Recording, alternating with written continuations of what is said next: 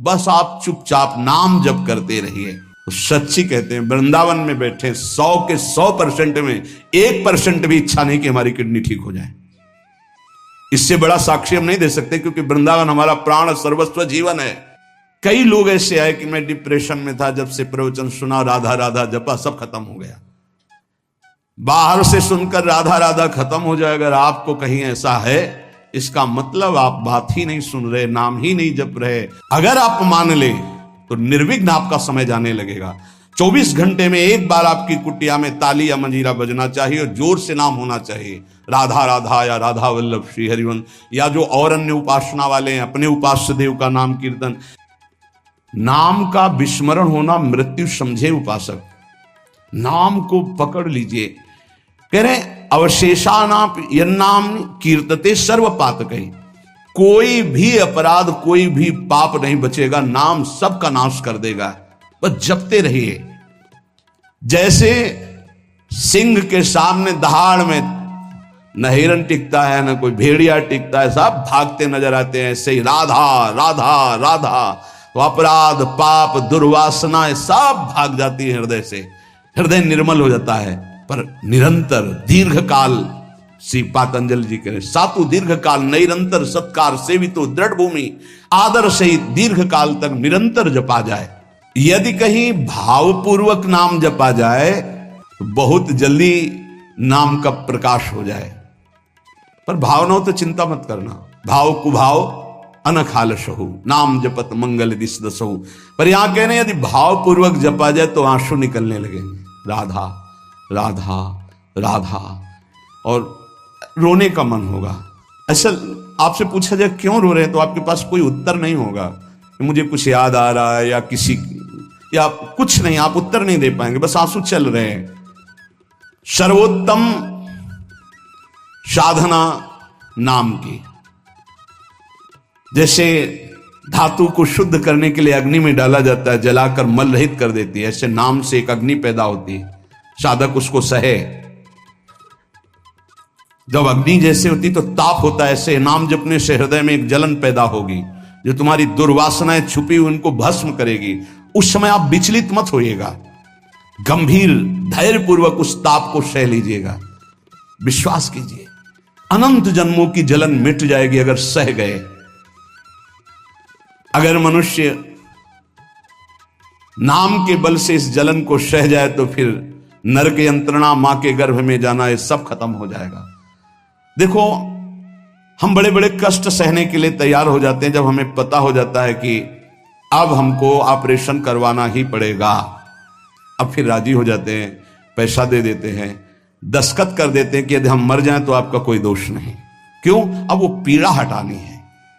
हो सकता है महीनों बिस्तर में हमें, हो सकता है इन्फेक्शन भी हो जाए, परेशान, पर ऑपरेशन करना ही पड़ेगा। ऐसे ही मान लीजिए अब ये ऑपरेशन करना ही पड़ेगा।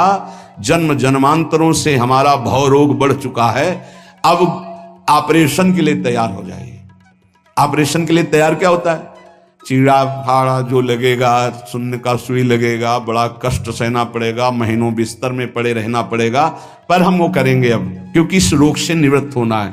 ऐसे ही हमको विकारों से जलना पड़ेगा, हमको प्रियजनों की भावनाओं से बचना पड़ेगा, हमको अपनी प्रिय भावनाओं से बचना पड़ेगा, हमको अकेला अकेला पूरे विश्व से युद्ध करना पड़ेगा, तब भव समुद्र से पार होता है। भव रोग से क्या अकेला? इस मार्ग में कोई किसी का सहयोगी नहीं होता, पक्का समझना। आपको स्वयं लड़ना होगा, क्योंकि अंदर का विषय होता है। बाहर तो हजारों लोग मित्र हैं, लेकिन मेरी अंदर की सामर्थ्य हमको बचाएगी, बाहर की सामर्थ्य जन समुदाय की नहीं बचाएगी। हमारे अंदर कोई वृत्ति आ रही हो, अंदर का भजन बचाएगा, बाहर का नहीं। एक एक वृत्ति आपको सुधारनी, आपको लड़ना होगा।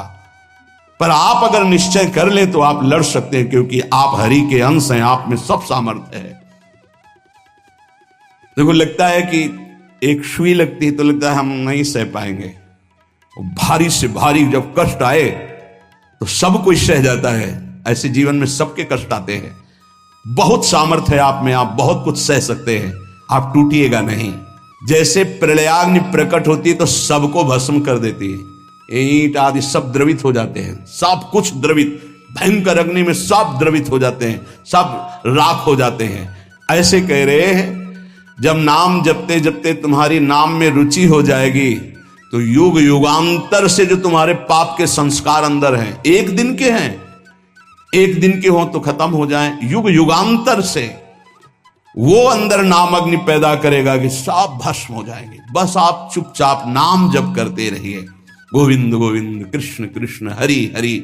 यदि अज्ञान से तुम्हें कुछ पता नहीं नाम का क्या प्रभाव है, क्या लाभ मिल रहा है नहीं मिल रहा, पर संत ने कहा है, सत्संग में सुना है, अब तो नाम जपेंगे।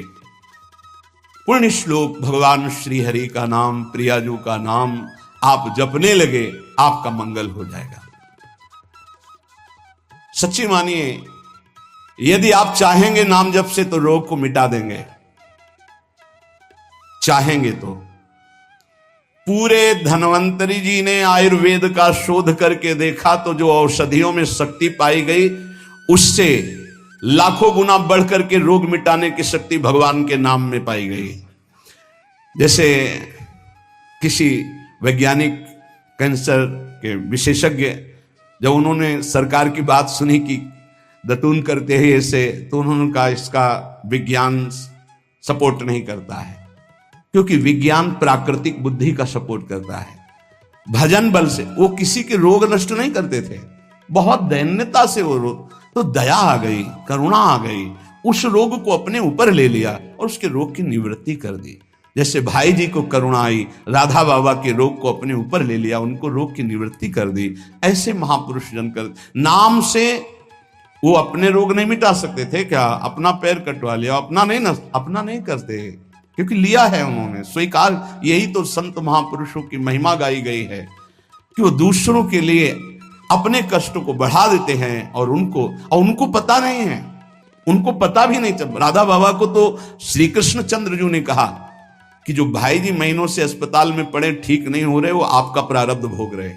तब बाबा जाकर के बोल, भाई जी ने क्यों व्यर्थ की बात कर? जब उन्होंने कहा नहीं श्री कृष्ण ने कहा है, तो उनका बाबा हमें कोई फर्क नहीं पड़ता, लेकिन आपको फर्क पड़ जाता, इसलिए हमने प्रारब्ध को आपके स्वयं ले लिया है। अब आप एक प्रसंग पर ध्यान दीजिए, महाप्रभु चैतन्य देव के। जब तीर्थ याटन में महाप्रभु चैतन्य देव विचरण कर रहे थे तो एक नगर में गए, जहां जाते थे हजारों लाखों लोग उनके दर्शन के लिए दौड़ पड़ते थे। महाप्रभु साक्षात प्रेम मूर्ति, और भगवान करुणा करके ऐसे रूपों में आते हैं जगत मंगल करने के लिए। हरि बोल, तो पूरा समुदाय भावावेश में हो जाता, हरि बोल, मोर प्राणनाथ कृष्ण, अश्रुप्रवाह, तो सब विकल हो जाते। जैसे भरत जी चित्रकूट में सिया राम, तो पूरा चित्रकूट मानो सिया राम में हो गया हो। उस नगर के लोग परमानंद का लाभ लिए, महाप्रभु चैतन्य देव चल दिए। एक वासुदेव कुष्ठी थे, जिनके गलित कुष्ठ शरीर में था, वो चल नहीं सकते थे, तो घुटनों के बले से रगड़ रगड़ करके वहां आए। जब वहां आए तो भीड़ लगभग जा रही थी, तो उनका कहाँ गए वो सन्यासी महापुरुष जिनके सब दर्शन करने आ रहे थे, मैं नीच भी दर्शन करने आया, कहाँ गए? बोले वो तो चले गए। बहुत विकल हुए, रो पड़े कि वैसे ही दुर्दशा भोग रहा हूं, एक बार नाम सुना था, दर्शन पाने के लिए आया, वो तो चले गए, हाय अब कैसे, मैं चल भी नहीं सकता, दौड़ भी नहीं सकता। इतनी विकलता कि महाप्रभु एकदम खड़े हो गए और दौड़ पड़े वापस, और लौट करके आए। ओ जे देखा सामने गौर वर्ण गौरांग महाप्रभु, चिल्ला कर रो पड़े, अरे करुणा में प्रभु। बोले सिर्फ आपके लिए आया हूं, सिर्फ आप। अब आप देखिए, महाप्रभु ने पकड़कर खड़ा किया, वो रो रहा, छुओ मत, मेरे शरीर में पीप है, दुर्गंध है, प्रभु मैं नी